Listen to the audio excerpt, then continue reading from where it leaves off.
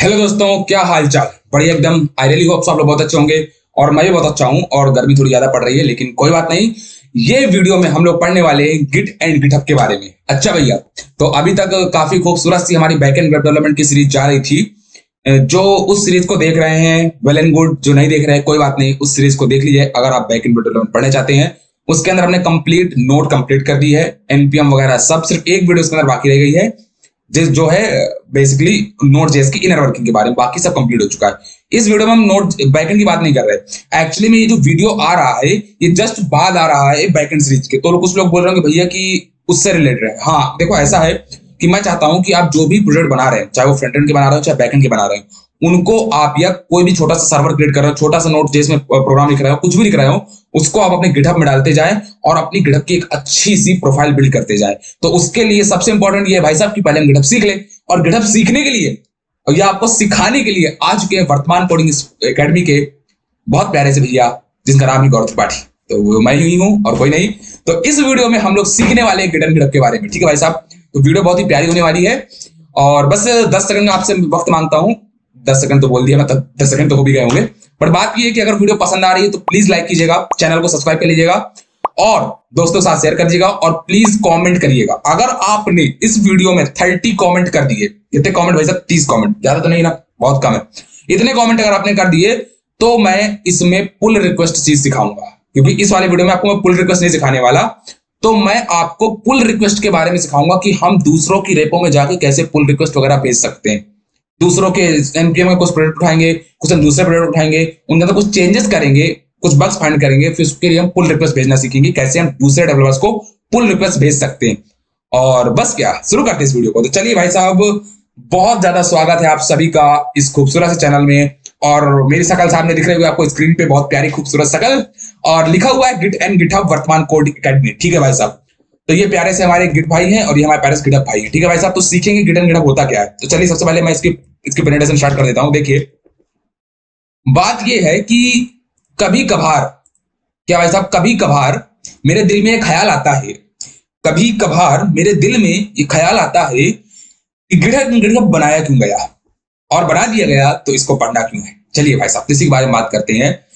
तो Git and GitHub का introduction समझने से पहले आप ये समझ लीजिए कि टोटल जितना भी काम हो रहा है इंडस्ट्री में, सब किसी ना किसी ऑर्गेनाइजेशन के लिए हो रहा है। कोई पर्सनल ऑर्गेनाइजेशन है, कोई सेंट्रलाइज ऑर्गेनाइजेशन है, बहुत सारी ऑर्गेनाइजेशन है। मान लीजिए आप किसी कंपनी को ज्वाइन करते हैं तो उस कंपनी के अंदर बहुत सारे मल्टीपल टास्क हो रहे हैं। कोई कंपनी में आप ज्वाइन की, वहां पे आपके बहुत सारे मल्टीपल टास्क हो रहे हैं और हर टास्क को कोई ना कोई परफॉर्म कर रहा है। मान लीजिए मैं हूं, मैं मान लीजिए कोई फ्रंट एंड का काम कर रहा हूं, मेरा दोस्त है मान लीजिए वो बैक एंड का काम कर रहा है, कोई है और जो थोड़ा बहुत डेटाबेस से रिलेटेड काम कर रहा है। तो मतलब हर इंसान कुछ ना कुछ अलग अलग काम कर रहा है और इस सारे काम को एक बंदा नहीं कर रहा।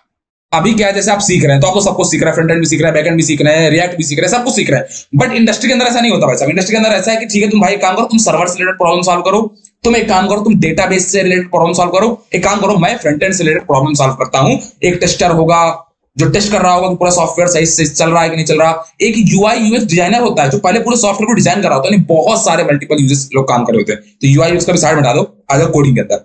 तो कोडिंग के अंदर बहुत सारे लोग हैं।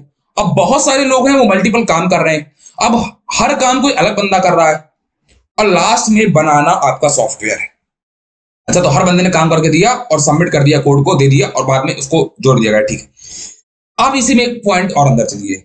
अब आप काम कर रहे हैं फ्रंट एंड के अंदर, मान लीजिए काम कर रहे हैं बैक एंड के अंदर, और आप मल्टीपल फीचर्स में काम कर रहे हैं। तो अब बैकएंड के जो काम कर रहे थे ना एम्प्लॉइज, उसमें भी बैकएंड की जो टीम थी उसमें भी अलग अलग एम्प्लॉइज का अलग अलग काम। मान लो एक बंदा है जो बैकएंड के अंदर पर्टिकुलर कोई चीज बना रहा है, कोई फंक्शनलिटी पे काम कर रहा है। एक बंदा है जो किसी पर्टिकुलर दूसरी चीज पे काम कर रहा है। मतलब दो बंदे हैं पर दोनों पर्टिकुलर किसी ना किसी चीज पे काम कर रहे हैं। ठीक है भैया, हाँ काम कर रहे होंगे। अब उन दोनों फीचर्स को एक साथ कहीं रख दिया जाए। अभी मैं इसको और समझाऊं तो समझ में आएगा। बेसिक स्टार्टिंग समझिए कि उन फीचर्स को कहीं एक जगह रख दिया जाए, कहीं एक जगह रख दिया जाए मतलब किसी सर्वर पे। हाँ ठीक है, वो दोनों फीचर बन गए, हमारा पूरा ऐप तैयार हो गया। मतलब दो लोग काम कर रहे थे किसी एक चीज पे या किसी एक ही फंक्शनलिटी पे, दो लोग काम कर रहे थे किसी एक ही फंक्शनलिटी पे, दो लोग काम कर रहे थे। अब दोनों को देखना है भाई साहब कि उन दोनों ने क्या क्या डेवलप किया है। तो उस चीज को चेक करने के लिए हम बनाते हैं कंट्रोल सिस्टम, जिसको हम लोग बोलते हैं वर्जन कंट्रोल सिस्टम भी बोलते हैं, इसको हम लोग बोलते हैं भाई साहब क्या फाइल कंट्रोल सिस्टम भी बोलते हैं। अभी हम समझेंगे इसको बेसिकली क्या बोलते हैं।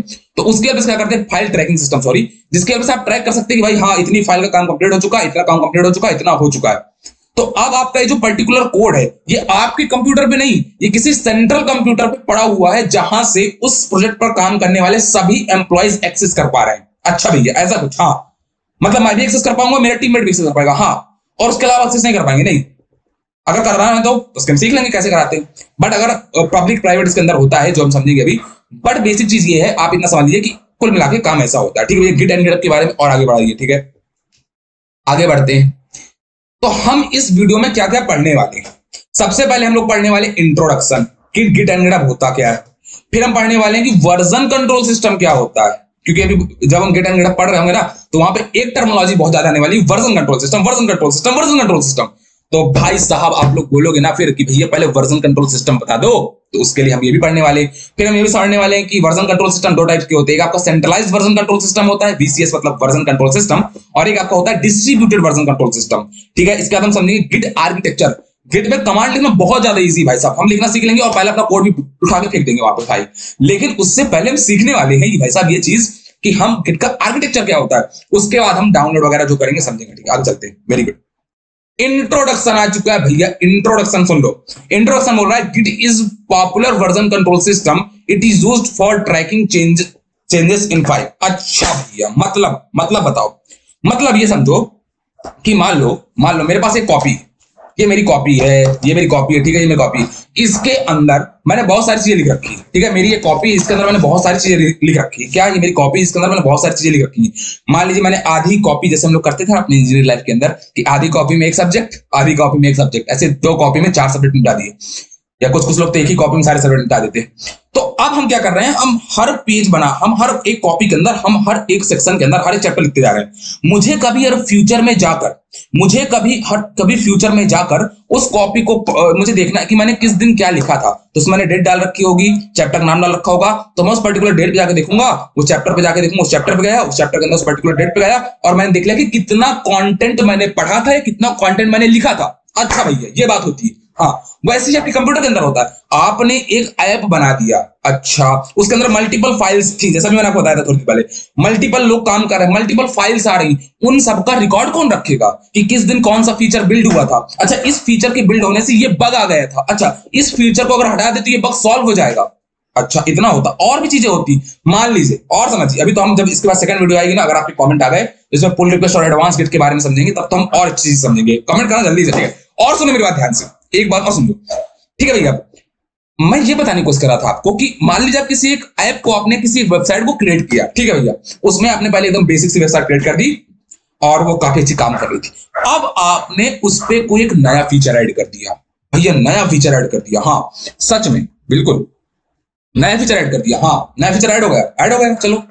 लेकिन जैसे ही आपने वो नया फीचर ऐड किया, मान लो आपने पेन से लिखने वाला फीचर उसमें ऐड कर दिया, लेकिन जैसे ही ये फीचर उसमें ऐड हुआ, प्रॉब्लम भाई साहब वेबसाइट में आ गया बग, लेगेसी आने लगी, कुछ प्रॉब्लम्स आने लगी। अब आप क्या करोगे, आप पुराना जितना कोड आपने लिखा था मिटाने से लगोगे क्या, अरे ये कोड लिखा था मिटाओ, अरे मिटाओ, ऐसा होगा क्या? नहीं, रबड़ लेके मिटाने तो लगोगे नहीं, अरे यार डिलीट करोगे क्या? ऐसा नहीं। मान लो आपने 10,000 लाइन का कोड लिख दिया, तो कहाँ हटाओगे? बीच में 2 लाइन का कोड लिखा, फिर लास्ट में कहाँ हटाते रहोगे? इसका पता है सोल्यूशन क्या होता है? पुराने वर्जन में मूव कर जाना।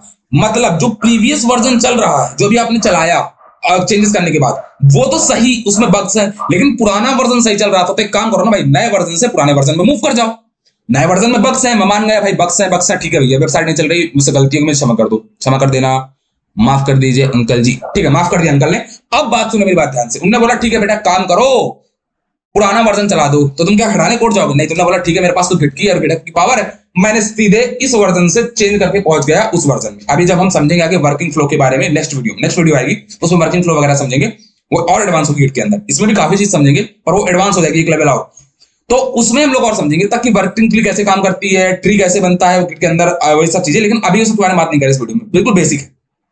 अब समझिए मेरी बात, ठीक है भैया इतनी बात हो गई। It was created by Linux, ये सब लिखा गया था 2005 वगैरह में, कोई मतलब नहीं यार, कोई पूछता नहीं कब क्रिएट किया गया था, बस इतना समझ लेना कि गिट एक पॉपुलर वर्जन कंट्रोल सिस्टम है जो कि यूज किया जाता है ट्रैकिंग चेंजेस फाइल। मतलब अगर आपके फाइल में कोई चेंज हो रहा है उसको देखने के लिए पहला काम यही होता है सबसे बड़ा, उसको देखने के लिए मीन कब कब चेंज हुए उसके लिए हम इसका यूज करते हैं। ठीक है भैया, आगे बढ़ जाइए, आगे बढ़ते हैं। और अब आ चुका है गिट का फुल फॉर्म। क्यों भैया? क्योंकि आप गिट पढ़ रहे हो तो गिट का फुल फॉर्म बता दो। देखो इसका नाम ही लिखा हुआ है ग्लोबल ओके इंफॉर्मेशन, बहुत बढ़िया। ट्रैकर, बहुत बढ़िया, मतलब ये कुछ ग्लोबली काम कर रहा होगा। ठीक है, तो पहले ग्लोबली काम इसका समझाते हैं कि ग्लोबली काम क्या कर रहा होगा। 1 सेकेंड, तो मुझे कलर चूज करना चाहिए रेड आई थिंक, और यहां पे पहुंचना चाहिए एंड बड़ा हो जाओ, बूम बूम। ठीक है, देखो अभी थोड़ा सा ऐसे लिख के आ रहा होगा, समझो। देखो मैं ये बोल रहा हूं कि गिट का मतलब होता है, गिट का मतलब होता है ग्लोबल इंफॉर्मेशन ट्रैकर। इसका मतलब क्या है भैया? इसका मतलब ये है कि जो आपका गिट होता है वो पूरी इंफॉर्मेशन को ट्रैक करता है। इंफॉर्मेशन लाइक कि आपने कब क्या अपडेट किया था, आपने कब क्या चेंज किया था, आपने कब क्या न्यू आइटम ऐड किया था, वो मतलब अपडेट किया था, किस वर्जन में आप करेंटली हो, किस डेट को चेंज हुआ था, किसने चेंज किया था, मतलब ऑथर कौन था, किसने चेंज किया था, एवरीथिंग, सबकी इंफॉर्मेशन को ट्रैक करता है हमारा गिट। इसलिए इसका फुल फॉर्म है ग्लोबल इंफॉर्मेशन ट्रैकर। सारी इंफॉर्मेशन को ट्रैक कर लाओ, सारे इंफॉर्मेशन को ट्रैक कर लाओ, वही हमारा हो गया गिट। अच्छा, गिट का मतलब ग्लोबल इंफॉर्मेशन ट्रैकर। अच्छा, मतलब गिट जो होता है वो हमारी सारी इंफॉर्मेशन को ट्रैक करता है। बिल्कुल सही बात, तो ये लग रही। अच्छा भैया, आ गया समझ में। कर कैसे ट्रैक करता होगा वो तो भैया समझ लेंगे, हम आगे समझ लेंगे, बट इतना समझ लो मीन्स के सारी इंफॉर्मेशन को ट्रैक करता होगा। ठीक है भैया, आ गया समझ में। 1 second, just keep watch and land. आगे बढ़ो, आगे लिखा है गिट यूज्ड फॉर, मतलब हम गिट को किस किस लिए यूज कर सकते हैं। तो मैंने आपको सारी चीज तो पहले बता दी। पहला, ट्रैकिंग कोड चेंजेस या फाइल चेंजेस। देखो इसके अंदर कई सारे पॉइंट है। ट्रैकिंग कोड चेंजेस मतलब कि क्या फाइल में क्या चेंज हुआ है कोड में। मान लीजिए आप कोड में चेंज कर रहे हो, मान लो आपने कोड लिखा, एक बना रहे हो आप नेविगेशन बार, या बना लो एक फ्रंट एंड बना रहे हो, पहला लैंडिंग पेज, उसके अंदर पहले दिन आपने बनाया नेविगेशन बार, दूसरे दिन जाके बनाया आपने उसका फुटर, तीसरे दिन आपने कुछ और बनाया, फिर आप आए वापस, अब आपने जो नेविगेशन बार बनाया था वो रिस्पॉन्सिव नहीं था, तो उसके कोड में आपने आके कुछ और चेंजेस किया, चेंज हुआ ना, कोड में कुछ चेंज हुआ ना, तो इस चेंज को कौन ट्रैक करेगा? अरे भाई मैंने चेंज किया, कंपनी वाला देखना चाहता है या कोई भी देखना चाहता है, आप देखना चाहते हो कि भैया इस डेट पे मैंने ये काम किया था। कंपनी का जो बॉस है वो चेक करना चाहता है कि आपने पहले रिस्पॉन्सिव क्यों नहीं बना पाए थे, आपके क्या कोड में रहा था, किस दिन आपने कोड लिखा, कितना आपको टाइम लग रहा है प्रोजेक्ट में, क्या क्या कोड में चेंजेस किए गए थे, एवरीथिंग अगर उसको देखना है तो देख सकता है with the help of Git. तो गिट क्या करता है? ट्रैकिंग कोड चेंजेस, ट्रैक करता है कि आपके कोड में क्या चेंजेस हुए थे, किसने किए थे, ट्रैकिंग हिस्ट्री ऑफ फाइल्स, वो तो कोड में चेंज किया, अब आपने पूरी की पूरी फाइल चेंज कर दी, आपने कोई नई फाइल अपलोड कर दी, तो उस फाइल का कौन मेंटेनेंस करेगा? वो भी कौन करेगा भाई साहब? आपका गिट करेगा। कोडिंग कोलैबोरेशन, इसका मतलब क्या होता है? इसका मतलब होता है कि मान लीजिए मैं हूं यहां इंडिया पे, मुझे किसी एक बंदे से के साथ कोई एक ऐप क्रिएट करनी है, मैं बैठा हूं इंडिया पे, बट मैं चाहता हूं कि मैं इस हार्ड डिस्क को सर्वर बना दूं। इस हार्ड डिस्क, जो हार्ड डिस्क करी ना, इसको मैं सर्वर बनाना चाहता हूं। इस हार्ड डिस्क को मैं सर्वर बनाना चाहता हूं। इस हार्ड डिस्क को सर्वर बनाने के लिए और इसके अंदर कुछ न्यू फंक्शनैलिटी ऐड करने के लिए मैं इसमें काम करना चाहता हूं। एक और बंदा है जो अमेरिका वगैरह या कहीं भी बैठा हुआ है आउट ऑफ इंडिया, जो भी इस सेम टाइम के प्रोजेक्ट में काम करना चाहता है, मतलब वो भी इस हार्ड डिस्क को सर्वर होना चाहता है, इसके अंदर कुछ नई नई चीजें इंप्लीमेंट करना चाहता है, कुछ को करना चाहता है, मतलब हार्ड डिस्क को डेटाबेस बनाना चाहता है, सर्वर होना चाहता है, कुछ भी बोल लीजिए आप, कुछ ना कुछ नया करना चाहता है। वो भी इसी तरह का कुछ प्रोजेक्ट पे काम कर रहा है, मैं भी कुछ इस तरह के प्रोजेक्ट पे काम करना चाहता हूं, तो क्यों ना, बोलते हैं ना, जब दो लोगों के रास्ते एक हो, जब दो लोगों की मंजिल एक हो, तो क्यों ना रास्ते भी एक कर लिए जाए। पता नहीं किसी ने तो बोला था कि दो लोगों की मंजिलें एक हो तो क्यों ना रास्ते भी एक कर लिए जाएं, ताकि सफर बहुत आसान हो जाए। मान लो मुझको भी जाना है देहरादून, ठीक है, देहरादून जाना हरियाली देखने, और किसी एक मेरे दोस्त को भी जाना है देहरादून हरियाली देखने, तो क्या करे भाई साहब, दोनों को जाना देहरादून है, तो क्यों ना भाई एक ही ट्रेन में एक ही बोगी में बैठ जाएं। इससे क्या होगा भाई साहब, दोनों के सफर सुहाना हो जाएगा, बात करते हुए साथ में चले जाएंगे, कट जाएगा सफर बात करते करते। तो भाई साहब वैसे ही कुछ यहाँ पे, उसको भी सेम प्रोडक्ट पे काम करना था, मुझको भी सेम प्रोडक्ट पे काम करना था, तो हमने बोला क्यों ना हम दोनों एक ही साथ आ जाएं। तो हम लोगों ने एक साथ कोलैबोरेशन कर लिया कि ठीक है भाई साहब, तुम जो काम करोगे, मैं जो कुछ काम करूंगा, हम लोग साथ साथ में मिलकर थोड़ा थोड़ा काम करेंगे और अपना टास्क कंप्लीट कर लेंगे और इस इंडस्ट्री में कुछ अच्छा इंपैक्ट क्रिएट करेंगे। ये हमने कर दिया, बहुत बढ़िया भैया, बहुत बढ़िया। डिस्ट्रीब्यूटेड डेवलपमेंट, इसका मतलब क्या है? मतलब इसका मतलब ये कि हम एक बंदे को किसी पूरी वेबसाइट पे, किसी पूरे ऐप पे, किसी पूरे एप्लीकेशन पे या किसी पूरे प्रोजेक्ट पे काम करने की बिल्कुल जरूरत नहीं। बहुत सारे लोग मिलकर किसी एक पर्टिकुलर प्रोजेक्ट पे काम कर सकते हैं और अपने डेवलपमेंट को इजी कर सकते हैं। डिस्ट्रीब्यूटेड डेवलपमेंट का मतलब यही है कि अब एक बंदा, पर्टिकुलर एक बंदा किसी एक फील्ड पे काम नहीं कर रहा, बहुत सारे बंदे हैं वो सब मिलके किसी एक पर्टिकुलर प्रोजेक्ट पे काम कर रहे हैं और उसी को बोलते हैं डिस्ट्रीब्यूटेड डेवलपमेंट। हर बंदे के पास एक पर्टिकुलर काम बटा हुआ, मेरे पास कुछ काम बटा हुआ, इसके पास कुछ काम बटा हुआ, उसके पास कुछ काम बटा हुआ, सबके पास कुछ ना कुछ काम बटे हुए हैं और इन सारे कामों को ट्रैक कौन करेगा? फिर से गिटहब, तो भाई साहब गिटहब के 4 काम और भी काम होते हैं, इनको आप जाके पढ़ सकते हैं। एक मैं आपको लिंक दे दूंगा, उसमें बहुत अच्छा ब्लॉग लिखा हुआ है इसके ऊपर, तो जाके आप पढ़ सकते हैं। पहला काम कि ट्रैकिंग कोड चेंजेस, दूसरा tracking history of files, coding collaboration and distributed development. ठीक है भैया, बहुत अच्छे समझ में आ गया। अगर समझ में आ गया तो वीडियो लाइक कर दीजिएगा और शेयर कर दीजिएगा दोस्तों के साथ, चैनल को सब्सक्राइब कर दीजिएगा। ठीक है भाई साहब, अभी खत्म नहीं हुआ वीडियो, आगे बढ़िए। अब हम समझने वाले हैं बहुत इंपॉर्टेंट चीज कि 2 टर्मिनोलॉजी आपने स्टार्टिंग में बोली थी, एक बोली थी गिट और एक बोली थी गिटहब। आपने एक बोली थी गिट और एक बोली थी गिटहब। अब दोनों में डिफरेंस बता दो क्या होता है। एक आपने बोली थी गिट, हाँ बोली तो थी भैया, एक आपने बोली थी गिटहब, हाँ बोली तो थी। तो दोनों में डिफरेंस बता दो ना, बता दें, सुनना है आपको, सुन लीजिए। फिर देखिए, तो बेसिकली गिट मतलब कुछ, अभी हम डाउनलोड करेंगे। गिटहब मतलब एक वेबसाइट, मतलब गिट जो है वो आपके कंप्यूटर सिस्टम में आपको डाउनलोड करना पड़ता है और गिटहब आपकी एक वेबसाइट होती है। ठीक है, एक वेब सर्वर साइट होती है जिसकी हेल्प से आप बहुत सारा, एक वेब सर्विस होती है जिसकी हेल्प से आप ट्रैकिंग वगैरह कर सकते हैं, आप अपलोड कर सकते हैं। एक सर्वर मान के चलिए कि एक सर्वर होता है, ठीक है, जिसके अंदर आप अपनी सारी चीजों को, कोड को रख पा रहे हैं। तो देखिए, गिट इज अ सॉफ्टवेयर, हाँ भैया, गिट एक सॉफ्टवेयर होता है जिसको हम लोग गिट बैश बोलते हैं, बेसिकली डाउनलोड करेंगे, जो कि, ठीक है, गिट आपको एक सॉफ्टवेयर होता है। गिट हब अब वेब सर्विस, मतलब ये वेबसाइट होती है एक तरीके की। अभी हम खोलेंगे गिटहब की वेबसाइट www.github.com। चलिए खोलने से पहले काम करते हैं, अब हम कुछ कर ही लेते हैं। सबसे पहले बात मैंने बोला Git is a software, GitHub is a web service. देखिए, अब आपको जाना है यहाँ पे अपना सिंपल सा अकाउंट बनवा लेना। मैं अकाउंट बनाना नहीं सिखा रहा क्योंकि आपने फेसबुक से लेके, इंस्टाग्राम से लेके, यूट्यूब से लेके दुनिया भर की वेबसाइट्स में आपने अभी तक अकाउंट क्रिएट किए होंगे। अगर नहीं आता आपको अकाउंट क्रिएट करना तो आप कमेंट करना, तो उसके ऊपर मैं छोटा सा वीडियो, शॉर्ट वीडियो बना दूंगा। लेकिन मेरा अभी काम अकाउंट बनाना नहीं, क्योंकि मुझे लगता है कि आप लोग को अकाउंट क्रिएट करना सबको आता होगा। तो आपको सिंपल से सर्च करना है गिटहब, गिटहब.com पे आपको जाना है और यहां से जाकर आप क्या करेंगे, बेसिकली भाई साहब, यहां से जाकर आप अपना अकाउंट क्रिएट कर लेंगे। ठीक है, अकाउंट क्रिएट कर लेंगे आप और उसके बाद आपका काम खत्म। ठीक है भैया, मतलब हमको जाना है, अपना अकाउंट क्रिएट करना है। हाँ, अकाउंट क्रिएट करना है, जी हाँ, सच में, बिल्कुल ओके, अकाउंट क्रिएट करना है, पड़ेगा, पढ़ना ही पड़ेगा भाई, करना ही पड़ेगा, कर लेना। अगर कर लेना तो 20 कमेंट कर देना कि भाई हमने अकाउंट क्रिएट कर लिया। अगर नहीं कर पा रहे तो भी कमेंट कर देना, भाई वीडियो बना दो, बना दूंगा इसके ऊपर भी, कोई दिक्कत की बात नहीं है। शॉर्ट लेकिन वीडियो बनाऊंगा, लॉन्ग नहीं बनाऊंगा, ठीक है, क्योंकि अकाउंट क्रिएट करना मतलब बच्चों का खेल है। मुझे ऐसा लगता है कि आप सबको आता होगा, आप बहुत ही ज्यादा इंटेलिजेंट बच्चे हो, तभी तो हमारे चैनल पे आए। ठीक है भाई साहब, तो आगे बढ़ते हैं और समझते हैं। एक स्टेप और आगे, रिकॉर्डिंग हो रही है बहुत प्यारी तरीके से, तो हम आगे बढ़ते हैं और समझते हैं एक और स्टेप। अच्छा भैया, गिट क्या होता है? गिट को हम डाउनलोड करेंगे। यहां पे आप जाएंगे और सर्च करेंगे गिट डाउनलोड।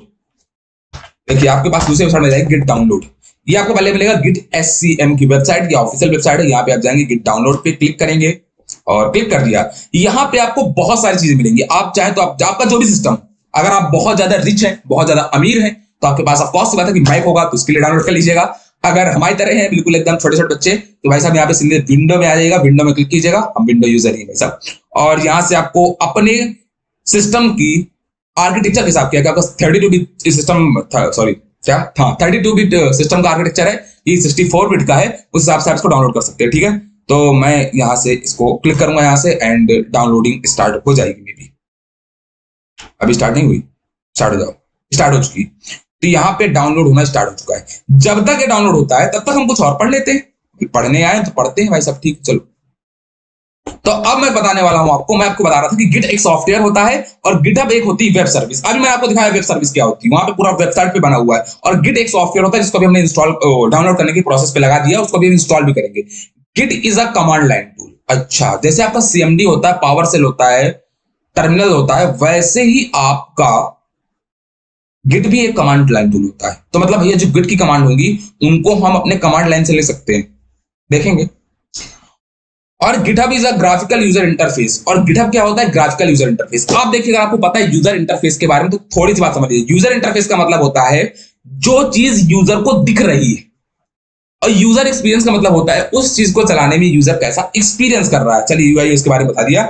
यूआई का मतलब यूजर इंटरफेस, मतलब किसी भी वेबसाइट है, जैसे आपकी ये पीपीटी, ये भी एक यूजर इंटरफेस है, इसके अंदर कुछ ग्राफिक्स लगा हुआ, कुछ लगा हुआ, तो ये ग्राफिकल यूजर इंटरफेस होगा। मतलब ऐसी चीज जो ग्राफिक्स के फॉर्म में हो, ग्राफिकल यूजर इंटरफेस। ऐसा नहीं होता भाई। यूआई का मतलब होता है यूजर इंटरफेस, मतलब जैसा आपको, जैसे यूजर को एक इंटरफेस दिख रहा है, जैसे कि मान लीजिए ये पेन जैसा दिख रहा है, ये इसका यूआई है, और इसको चलाने पर हमको जैसा एक्सपीरियंस हो रहा है, दैट इज यूजर एक्सपीरियंस।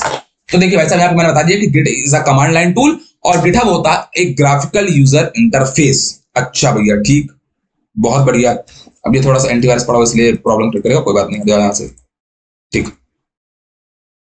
अब ग्राफिकल यूजर इंटरफेस और कमांड लाइन टूल, इसको हम बोल सकते हैं कमांड लाइन इंटरफेस भी बोल सकते हैं। क्यों? क्योंकि देखिए यूजर इंटरफेस आपके कई टाइप के होते हैं। एक आपका होता है ग्राफिकल यूजर इंटरफेस, एक होता है कमांड लाइन इंटरफेस, एक आपका होता है वॉइस इंटरफेस, जिसको आप बेसिकली कमांड से कर सकते हैं। अगर आप एडोबी की वेबसाइट पे जाएंगे तो वहां पे आपको 3 टाइप की मेनली डिस्क्राइब किए गए यूजर इंटरफेस के बारे में, ठीक है? उसके बारे में ज्यादा हम बात नहीं कर रहे। अब आगे देखते हैं, Git is install locally on the system. अभी मैंने बोला कि गिट जो होता है उसको अभी हमने इंस्टॉल करने पे लगा दिया, क्योंकि वो एक सॉफ्टवेयर है, वो एक कमांड लाइन टूल है, तो उसको हमको अपने लोकल मशीन पे डाउनलोड करना पड़ेगा या इंस्टॉल करना पड़ेगा। उसको अभी मैंने डाउनलोडिंग पे लगा दिया, उसको भी इंस्टॉल भी करेंगे। और गिटहब क्या होता है? GitHub is hosted on the web. अभी आपने देखा कि वेब पे पड़ा हुआ है, सिंपल सा www.github.com पे जाना है। स्पीड अगर तेज हो जाए तो थोड़ा बता दीजिएगा उसको। github.com पे जाना है और वहां से आपको जाकर बेसिकली उसको यूज कर लेना है, ठीक है? और पढ़ते हैं, ठीक है भैया। Git provide a desktop interface named Git GUI। मतलब Git के अंदर एक GUI होती है, ग्राफिकल यूजर इंटरफेस, जिसको हम Git डेस्कटॉप वर्जन के नाम से भी, Git UI होती है, GUI होती है, जिसे हम Git bash भी बोलते हैं, जो आपका यूजर इंटरफेस होता है, जहां से आप कमांड लाइन वगैरह चला सकते हैं, ठीक है? और दूसरा ये भी GitHub provides a desktop interface named GitHub desktop। अगर आप जाएंगे और देखिए, मैं दिखाता हूं आपको, देखिए इधर से, एक मिनट। अगर आप यहाँ पे जाएंगे और सर्च करेंगे Git डेस्कटॉप, ये देखिए, तो आप जब इसके अंदर जाएंगे ना, तो आपको एक सॉफ्टवेयर मिलेगा। इस सॉफ्टवेयर को आप डाउनलोड करके भी आप सारी फंक्शनलिटी यूज कर सकते हैं गिटहब की, जो आप वेबसाइट से यूज कर सकते हैं ना। अभी आप जो वेबसाइट की हेल्प से सारी चीजों को यूज कर सकते हैं, मैनेज कर सकते हैं, वही सारी चीजें आप फंक्शनलिटी कर सकते हैं with the help of GitHub desktop. तो ठीक है, तो ये भी आपको समझ में आ गया होगा। मैंने ये सिंपल सा, मेरा बोलने का मतलब ये था कि Git provides a desktop interface named Git GUI, और गिटहब जो होता है provides a desktop interface named GitHub desktop. जैसा अभी आपको दिखाया था कि जिसके अंदर आपका गिटहब डेस्कटॉप होता है, ठीक है भाई साहब? जाके दिखाया, डाउनलोड कर सकते हैं अगर आपको करना है। नहीं करना है तो कोई बात नहीं, एक वीडियो वो भी बना दूंगा गिटहब डेस्कटॉप के ऊपर भी, अगर आप लोग कमेंट करेंगे तो, ठीक है? Git is a version control system to manage sources code history। फिर से भैया ये वर्जन कंट्रोल सिस्टम, पहले वर्जन कंट्रोल सिस्टम समझा दो, बिल्कुल बस समझाने वाला, बस इसके बाद जस्ट वर्जन कंट्रोल सिस्टम ही है। तो Git is a version control system to manage source code history। अच्छा भैया, मतलब Git एक वर्जन कंट्रोल सिस्टम होता है जो आपकी कोड हिस्ट्री को मैनेज करता है। सारी बातें हम कर चुके हैं। और GitHub क्या होता है? Is a hosting service. Hosting नहीं, होस्टिंग जावास्क्रिप्ट के अंदर चीज होती है, अगर आप पढ़ते हैं JavaScript.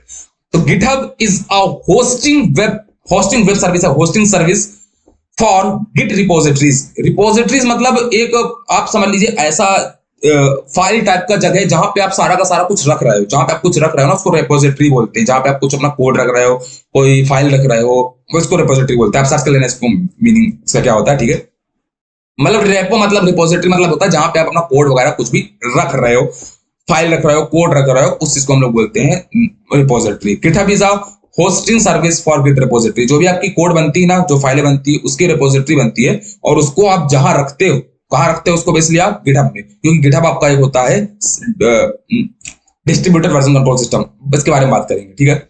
Git was first released in 2005 and GitHub was launched in 2008। अगर आपको भी लिखना हो तो लिख सकते हैं। अगर आप कमेंट करेंगे तो मैं पीपीटी भी आप लोग को प्रोवाइड करा दूंगा, तो आप वहां से भी जाके चाहे तो इससे नोट्स वगैरह बना सकते हैं। और प्लीज कमेंट में बताइएगा कि पीपीटी कैसी बनी। अगर अच्छी बनी तो बता दीजिएगा, तो और भी इस तरह की पीपीटी बनाने की कोशिश करेंगे, ठीक है भाई साहब? ओके, अब आ गया बहुत इंपॉर्टेंट चीज, सेंट्रलाइज्ड वर्जन कंट्रोल सिस्टम। यानी भैया सिंपल सी बात, वर्जन कंट्रोल सिस्टम पहले समझा दीजिए, फिर हम समझेंगे सेंट्रलाइज्ड।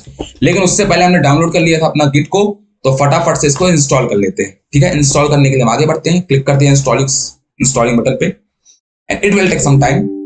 एंड इसको हमको करना है यस, ओके, पढ़ लो पढ़ लो पढ़ लो पढ़ लो पढ़ लो पढ़ लो पढ़ लो। मेरी आंखें बहुत तेज है, मैं 1 मिनट में 10,000 वर्ड पढ़ सकता हूँ। पढ़ लिया मैंने, ठीक है। इंस्टॉल होना स्टार्ट हो चुका है।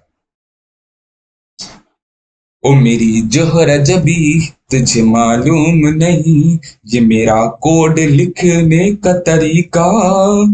आवाज बहुत गंदी है मेरी गाना गाते समय, बट गाना बहुत तगड़ा भैया। कैसा गाना लिखा है, ओ मेरी जोहरा जबी, मैंने कोड लिखा, उसको देख ले तू, कर ले मुझसे प्यार। कोई बात नहीं भैया, सॉरी, माफ कर देना अगर आपको कोई बात बुरी लग गई हो। अगर आपकी जोहरा जबी नहीं है तो पहले बनाइए, उसके बाद उसको कोड दिखाइए, ठीक है। बना के आइए पहले। मेरी खुद नहीं है, मैं खुद बना रहा हूँ। और आपको मिल जाए कोई मेरे लिए तो कमेंट कर देना, ये देखो। ठीक है, ये रिलीज नोट वगैरह हमको कुछ नहीं पढ़ना अभी, हमको लॉन्च भी नहीं करना, फिनिश कर देना है। और आपका गिट जो सॉफ्टवेयर है, कमांड लाइन इंटरफेस है, वो आपका इंस्टॉल हो चुका है। कैसे पता चलेगा, पता करना है। ओके, एक काम सर्च कर सकते हो कि आप यहां पे जाना, सर्च कर देना कमांड प्रॉम्प्ट। कमांड प्रॉम्प्ट या पावर सेल जो भी आपको सर्च करना है, और ये ओपन हो जाएगा। चलो भैया, ओपन हो गया। देखो एकदम बड़ा बड़ा बड़ा बड़ा, ठीक है। देखो, अगर आपके लिए आपने सही तरीके से गिट को इंस्टॉल किया होगा ना, तो अभी आपको यहाँ पे सिंपल से लिखना है गिट हाइफन हाइफन या माइनस माइनस वर्जन। जैसे आप लिखेंगे गिट का आपको वर्जन दे देगा। और अगर आपको गिट का वर्जन मिल चुका है तो फटाफट से वीडियो में लिख लीजिएगा कांग्रेचुलेशंस भैया, मुझको बोल दीजिए, क्योंकि मेरे सिस्टम में सही तरीके से गिट इंस्टॉल हो चुका है। ठीक है, इंस्टॉल हो गया भैया। आगे बताइए, कुछ नहीं बताना भैया, आगे चल देते हैं थोड़ा सा और एक स्टेप आगे। हमारा गिट सही तरीके से इंस्टॉल हो चुका है, और इसके हम बहुत सारी जो चीजें हैं जिसको यूज करना चाहते हैं वो यूज करेंगे। ठीक है भैया, ओके। अगर मैं यहां पर सर्च करूंगा गिट, ये देखिए गिट बैश आपका, गिट जीयूआई, गिट सीएमडी सब मिल जाएगा। गिट बैश एक आपका ऐप होता है, आप चाहे तो गिट जीयूआई का यूज कर सकते हैं। मैंने आपको अभी थोड़ी देर पहले बताया था, देखिए अगर आपने देखा होगा तो मैंने बताया था कि यहाँ पे आपका एक गिट जीयूआई आता है जिसके डेस्कटॉप इंटरफेस, और वैसे ही आपका यहाँ पे आता है डेस्कटॉप इंटरफेस जिसको हम लोग बोलते हैं गिटहब डेस्कटॉप। ठीक है, तो आपके पास दोनों चीजें हैं, वेल एंड गुड, बढ़िया, ठीक। अब हम बात कर रहे थे गिट बैश की। ये आपका बेसिकली कमांड लाइन इंटरफेस होता है, यहाँ से आप सारी कमांड वगैरह लिख सकते हैं। ठीक है भैया, तो मैं लिखूंगा, बिल्कुल लिखूंगा। ये किसका नाम लिखा हुआ है, ये मेरे दोस्त का नाम लिखा हुआ है। वो बहुत बड़ा एनिमे लवर है, इसलिए उसने यहाँ पे ऐसा कुछ लिख रखा है शायद। ओके, तो इसके अंदर अभी हम कमांड लिखना सीखेंगे, लेकिन उससे पहले भैया हमको समझा दीजिए वर्जन कंट्रोल सिस्टम के बारे में। बिल्कुल मैं समझाऊंगा। अब आपको व्हाइट अच्छा लगता है कि ब्लैक, आप मुझे बता दीजिएगा। मैं सोचता हूँ व्हाइट में चलने दीजिए, क्योंकि व्हाइट कुछ लोग को पसंद आती है, कुछ लोग ब्लैक में बोल देते भैया काफी सारी चीजें काली है, इसको भी काला मत करो। ठीक, तो देखिए भाई साहब, हम समझने वाले हैं सबसे पहली बात वर्जन कंट्रोल सिस्टम की। ओके, 1 सेकंड, मेरा सेट टाइप।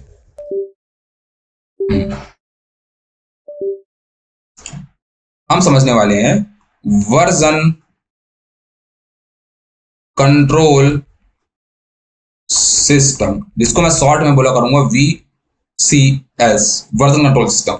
इसका मतलब सिंपल सी बात यह है कि जितने भी आप कंप्यूटर फाइल्स में अपने चेंज कर रहे हो, उन सभी को कंट्रोल करना, उन सभी को ट्रैक करना, ठीक है, उन सभी का ध्यान रखना, ठीक है, उन सभी को देखना, ये आपका काम होता है वर्जन कंट्रोल सिस्टम का। अच्छा ऐसा भैया, नहीं ऐसा नहीं होता, ऐसा नहीं होता। कैसा होता है फिर, ऐसा ही होता है। वर्जन कंट्रोल सिस्टम का भी होता है। देखिए, वर्जन कंट्रोल सिस्टम का बेसिक जो मीनिंग होता है वो ये होता है कि आप, जैसे आपने मान लीजिए एक फाइल बनाई, ठीक है, मान लीजिए मैं बोलता हूँ आपको एक फाइल बनाता हूँ, मैं आपको कोई एग्जांपल लेने के लिए मैं कुछ काम करता उठा लेता हूँ। क्या उठाऊं, कुछ मुझे मिल नहीं रहा यार, चलो ठीक, कोई बात नहीं। देखो मेरी बात ध्यान समझना, एक मिनट, लाइट शायद चल नहीं आ रही, ठीक। देखो मेरी बात ध्यान समझो। वर्जन कंट्रोल सिस्टम बेसिकली मतलब वर्जन कंट्रोल सिस्टम, नाम समझो, वर्जन को कंट्रोल करे ऐसा सिस्टम। अच्छा, मतलब कुल मिला के आपकी फाइल को ट्रैक कर पाए, उसके चेंजेस को ट्रैक कर पाए, उसके चेंजेस को ट्रैक कर पाए, ठीक है, उसकी हिस्ट्री को ट्रैक कर पाए, एंड उस कोड के बारे में सारा मेंटेनेंस रख पाए, मेंटेनेंस कर पाए। ये सारा काम होता है आपका इसका, किसका, वर्जन कंट्रोल सिस्टम का। दो तरह के हमारे वर्जन कंट्रोल सिस्टम होंगे, एक आपका होगा सेंट्रलाइज्ड वर्जन कंट्रोल सिस्टम, और एक आपका होगा डिस्ट्रीब्यूटेड वर्जन कंट्रोल सिस्टम। ठीक है, तो सेंट्रलाइज्ड वर्जन कंट्रोल सिस्टम पहले समझते हैं। देखिए, मैंने आपको बेसिकली एक डायग्राम बना के रखा है, बट इस डायग्राम को हम और भी अच्छे से समझते हैं। ठीक है भाई साहब, चलिए समझते हैं, आ जाते हैं यहां पर और समझते हैं इसको। ठीक है भैया, समझाओ। देखो, अभी मैंने आपको बोला कि मान लीजिए यहाँ पे 3 लोग हैं या 3 लोग हैं, 3 डेवलपर बोलिए, तो यहाँ पे 3 कंप्यूटर रखे हुए, पीसी फर्स्ट, ठीक है, यहाँ पे रखा हुआ है पीसी सेकंड, और यहाँ पे भी आपका एक पीसी रखा हुआ है पीसी थर्ड। 3 आपके पीसी रखे हुए, आप ज्यादा भी ले सकते हैं, ठीक। यहाँ पर एक प्यारा सा लड़का बैठा हुआ है, यहाँ पर भी प्यारा सा एक लड़का बैठा हुआ है, और यहाँ पे मान लीजिए प्यारी सी एक लड़की बैठी हुई है, ठीक है। ये तीनों लोग क्या कर रहे हैं भाई साहब, ये तीनों लोग डेवलपर्स हैं। ये भी डेवलपर है, डेवलपर फर्स्ट है, ये डेवलपर सेकंड है, और ये आपका जो है डेवलपर थर्ड है।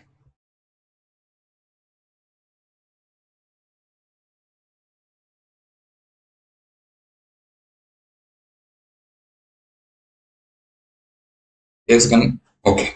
ये आपका क्या है, ये आपका क्या है, डेवलपर थर्ड, ठीक है। 3 डेवलपर आपके सामने, developer first, developer second, developer third. ये तीनों किसी प्रोजेक्ट पे काम कर रहे हैं। क्या काम कर रहे हैं, किसी प्रोजेक्ट पे काम कर रहे हैं। ये चाहते हैं कि इनका जो कोड है, इनका जो कोड है वो इनके सिस्टम पे नहीं रखा रहे, इनका जो सिस्टम है इस पे नहीं रखा रहे। क्यों? क्योंकि एक बात समझिए, मान लीजिए इनका कोड इनके सिस्टम पे रखा है, क्या इनका जो कोड है उनके सिस्टम पे रखा है, और कल के दिन अगर डेवलपर फर्स्ट का सिस्टम खराब हो गया तो कोड गायब, डेवलपर सेकंड का पीसी का खराब हो गया, कोड गायब, डेवलपर थर्ड का कोड खराब हो गया, पीसी खराब हो गया, कोड गायब, तीनों के कोड गायब हो गए। जितना भी आपने कोड लिखा था, जितना भी आपने फाइल बनाई थी, अगर आपका गलती से सिस्टम खराब हो गया तो आपका सारा चला गया। जितना इसके अंदर ट्रैक सिस्टम था, जितना आपने ट्रैक वगैरह लगा रखे थे कि कब कब आपने इसके अंदर चेंज की, हिस्ट्री वगैरह सब गायब हो गई, सब की सब गायब हो गई भाई साहब, पहली बात तो ये। और इसके साथ जितना कोड और फाइल थी वो भी आपकी पूरी की पूरी गायब हो चुकी है। क्या हो चुकी? वो भी आपकी पूरी की पूरी गायब हो चुकी है, ठीक है। तो अब इसको समझिएगा कि दोनों की दोनों पूरी तरीके से गायब हो चुकी है, मतलब ये भी गायब हो चुकी है और वो भी गायब हो चुकी है। अच्छा ठीक, आ गया समझ में। तो अब भैया कुछ मतलब ऐसा सिस्टम होना चाहिए जो ये मैनेज कर सके कि ये सारा का सारा कोड केवल यहां पे नहीं रखा रहे। अच्छा, ये किसी एक सर्वर पे रखा रहे, सर्वर पे, जो कि आपके रिमोट कंप्यूटर होता है, ताकि कल के दिन अगर यहां से आपका कोड हट भी जाए ना तो उस जगह पर आपका सारा कोड रखा रहे। अच्छा, ऐसा होता है। हाँ देखो, अब तो इसके लिए बनाया गया है यहां पर एक सर्वर, इसको हम लोग बोलते हैं रिमोट सर्वर। क्या बोलते हैं इसको? Remote server. ये रिमोट सर्वर का क्या काम होता है भाई साहब? इस रिमोट सर्वर का काम ये होता है कि इसके अंदर, इसको हम लोग यहाँ पे बोलते हैं रेपो, जहां पे आप कोड लिख रहे हो, ठीक है। इसका काम ये होता है कि भाई साहब आप यहां पर, इसको रेपोजिटरी बोल सकते हैं, इसको शॉर्ट में रेपो बोल रहा हूं, यहां पर आप अपना सारा कोड लिख रहे हो। अच्छा भैया, मतलब जो डेवलपर फर्स्ट है उसने अपना कोड यहाँ पे डाल दिया, ठीक, डेवलपर सेकंड ने अपना यहाँ पे कोड डाल दिया, ठीक है, डेवलपर थर्ड ने भी अपना यहाँ पे कोड डाल दिया, डाल दिया। इसके बाद इनको फ्यूचर में कभी, मान ली आज से 3 साल बाद, 3 इयर्स बाद इनको जरूरत पड़ी उस सॉफ्टवेयर पे कुछ काम करने की, इनके सिस्टम से वो पूरा कोड हट चुका है, वो इस सर्वर के पास गए, रिमोट सर्वर के पास बोले भैया हमको हमारा कोड दे दो, जो हमने एप्लीकेशन का कोड डाला था, हमने जो फाइल डाली थी वो हमको दे दो। इसने बोला एक काम करो, लो भाई ले जाओ। इसने मांगा, इसको बोला ले जाओ, इसने मांगा, इसको भी बोला ले जाओ।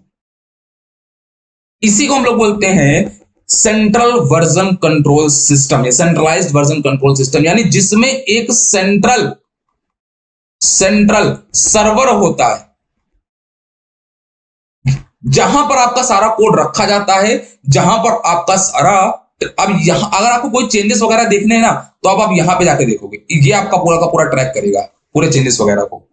सिस्टम से आपको कोई मतलब नहीं रहेगा, पूरा का पूरा कोड आपका इस सर्वर पे केवल होस्टेड है और यहां से आप पूरा ट्रैकिंग वगैरह, चेंजेस वगैरह को देख सकते हो, और आपका सारा कोड आपका यहां रख चुका है। आपको अगर कुछ भी कमिट करना, मतलब कमिट का मतलब होता है इसलिए अगर आपको डाला, अपडेट मतलब अगर आपने उसको अपने सिस्टम पर निकाला, उस कोड को वापस लाए, उस चेंजेस की वापस अपडेट कर दिया, तो एक कमिट एंड अपडेट चलता रहता है, कमिट अपडेट चलता रहता है। इसी को हम अभी समझेंगे पुश एंड पुल, ठीक है।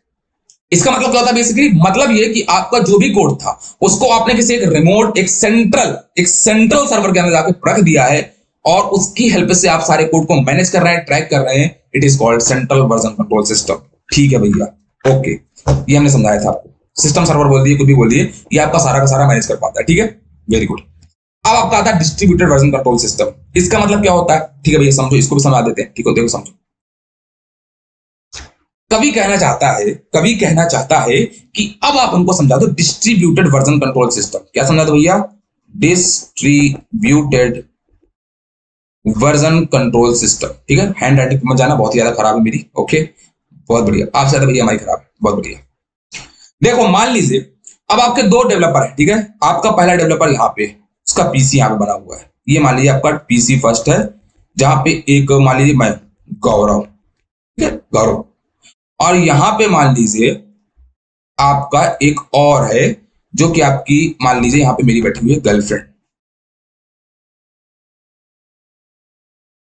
यहां पे मेरी बैठी हुई है गर्लफ्रेंड। दो सिस्टम बने हुए, एक सिस्टम यहां पे बना हुआ है जिस जो पीसी फर्स्ट है, जिसको जो मेरा है, और एक बना हुआ है आपका, एक आपका बना हुआ है यहाँ पे पीसी सेकंड, ठीक है, जो आपकी गर्लफ्रेंड का है, ठीक है भैया, वेरी गुड। दो पीसी हैं, दो पीसी के अंदर आपने कुछ फाइलें बना रखी, यहाँ पे कुछ फाइल बना रखी इसने, यहाँ पे इसने कुछ बहुत सारी फाइलें बना रखी, मैंने बहुत सारी फाइलें बना रखी है, इसने भी बहुत सारी फाइलें बना रखी, बहुत सारा हम लोग काम कर रहे हैं, ठीक है भैया, ठीक है। और समझो, फिर से बनाता हूँ डायग्राम अच्छे से।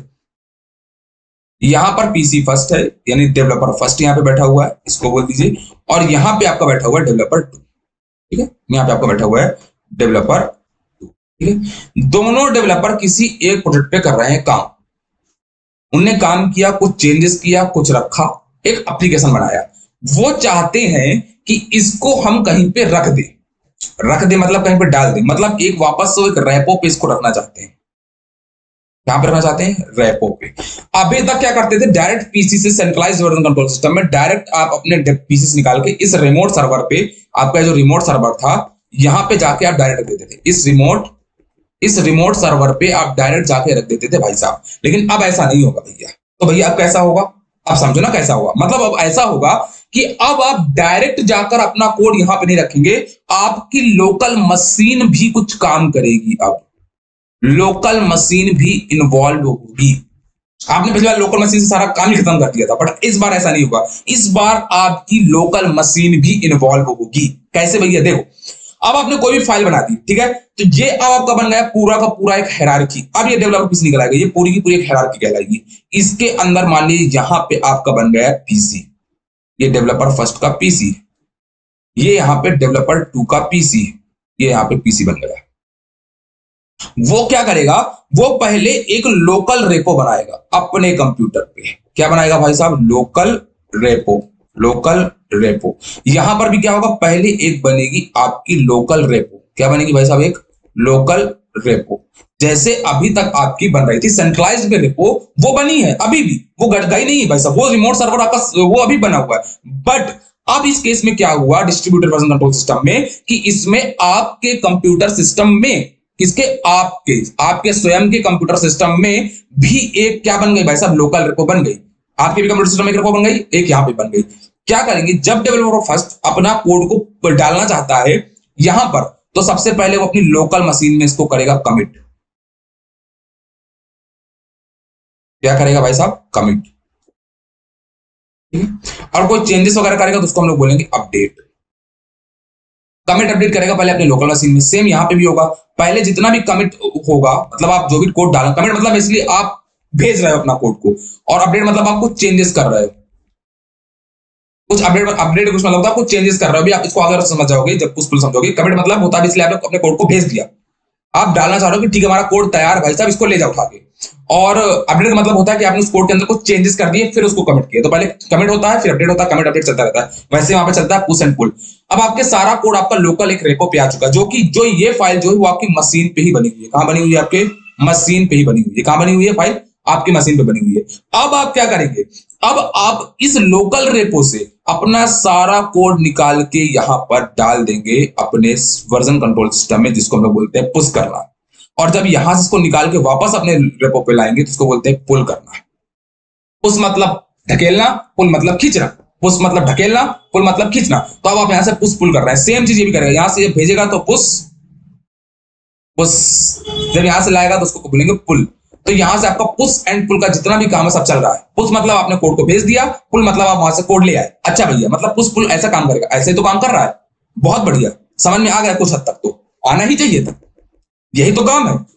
अच्छा, मतलब आप ये बोल रहे हो भैया, हाँ मैं ये बोल रहा हूं कि एक पुश होगा एक पुल होगा, हाँ, लेकिन ये पुश पुल से पहले कमिट अपडेट जो होगा वो आपकी लोकल रेपो में होगा, जो कि आपकी खुद की मशीन में होगा। हाँ, अच्छा, ये कहलाता है आपका सिस्टम डिस्ट्रीब्यूटेड। हाँ, ओके, डिस्ट्रीब्यूटर मतलब अब आप एक रिमोट सर्वर पे डिपेंडेंट नहीं। मान लीजिए कि आपका पीसी भी खराब हो गया तो भी आपका कोड इस लोकल रेपो में रहेगा, यहां से भी हट गया तो आपके इस रिमोट सर्वर में रहेगा, और सब जगह से एक साथ हटेगा नहीं। अब यहां से हट गया तो यहां रहेगा, यहां से हट गया तो यहां रहेगा, नहीं यहां रहेगा, कहीं ना कहीं तो आपका कोड है ही। और सबसे बड़ी बात कि आपका पीसी खाली कर दीजिए आप, आपको ज्यादा कोड रखने की जरूरत नहीं। क्यों? आप अपनी फालतू में स्पेस भर रहे हैं। आपने सारा कोड अपना लोकल रेपो में डाल दिया वहां से, और इस लोकल रेपो से आप ट्रैक कर सकते हैं अपने सारे चेंजेस को।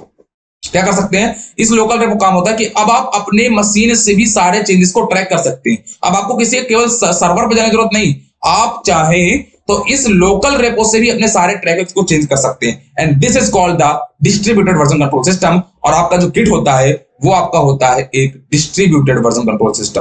क्या होता है आपका? Distributed version control system.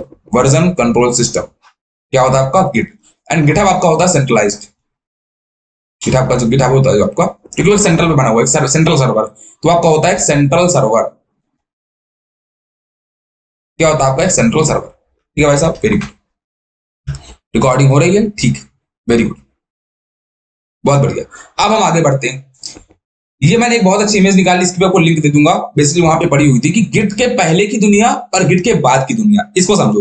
Git के पहले की दुनिया कुछ ऐसी थी, गिट के पहले की दुनिया कुछ ऐसी थी कि आप कुछ भी चाहें, कुछ भी अगर आप चाहें तो यहां से चेंजेस कर सकते थे। ये देखिए, ये डेवलपर फर्स्ट है, ये डेवलपर सेकंड है, ये डेवलपर थर्ड। ये कोई बिजनेस ऑर्गेनाइजेशन है जिसके तीनों डेवलपर से काम कर रहे हैं। मान लीजिए जावा प्रोग्रामिंग लैंग्वेज है, जावास्क्रिप्ट जिस पे भी काम कर रहे हैं, उन्होंने अपना कोड लिखा, ये यहाँ पे सेंट्रल सर्वर में भेज दिया। इसने अपना कोड लिखा, सारा सेंट्रल सर्वर भेज दिया। इसने अपना कोड लिखा, सारा सेंट्रल सर्वर भेज दिया। और ये सारा का सारा कोड आपका सेंट्रल सर्वर मैनेज कर रहा है। बट गिट के आने के बाद पूरी की पूरी दुनिया बदल गई। गिट के आने के बाद दुनिया कुछ ऐसे बदल गई भाई साहब, गिट ने बोला एक काम करो, बिजनेस यहां पे बनाओ एक डिस्ट्रीब्यूटेड वर्जन कंट्रोल सिस्टम जो सारी की सारी फाइलों का ट्रैक को चेंज करेगा। मतलब अब इसकी हेल्प से सारे के सारे जो डेवलपर्स हैं वो आपस में कनेक्ट होकर कम्युनिकेशन स्टैब्लिश कर सकते हैं और किसी एक प्रोजेक्ट पे काम कर सकते हैं। अच्छा, तो ये आपका होता है गिट। जी हाँ, अच्छा ऐसा, बिल्कुल यही तो सुनाने की कोशिश कर रहा था कब से मैं आपको। ओके, अब हम समझेंगे गिट आर्किटेक्चर को। बाकी अगर आपको और समझना है तो आप इसके जाके ब्लॉग्स वगैरह पढ़ सकते हैं कि क्या होता है ये सब बारे में, लेकिन जितना बेसिक था मैंने उतना समझा दिया। तो अच्छा, क्या इसमें सेंट्रलाइज्ड वर्जन कंट्रोल सिस्टम में नहीं, इसमें आपस में डेवलपर्स कम्युनिकेशन नहीं कर स्टैब्लिश कर सकते थे, इसमें कोलैबोरेशन नहीं हो सकता था। बट यहां पे अब हो सकता है वो चीज। तो ये आपकी पॉसिबल हुई है विद द हेल्प ऑफ। अब आता है आपका गिट आर्किटेक्चर। गिट आर्किटेक्चर का मतलब क्या होगा? गिट आर्किटेक्चर का मतलब ये होता है बेसिकली कि आप अपने गिट का आर्किटेक्चर, मतलब गिट काम कैसे करता है।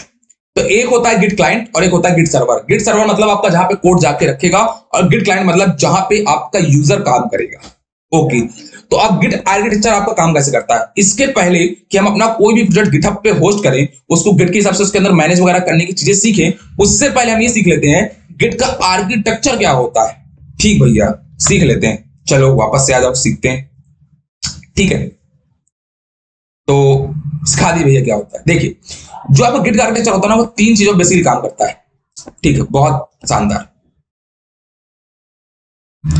पहला होता है गिट स्टेज,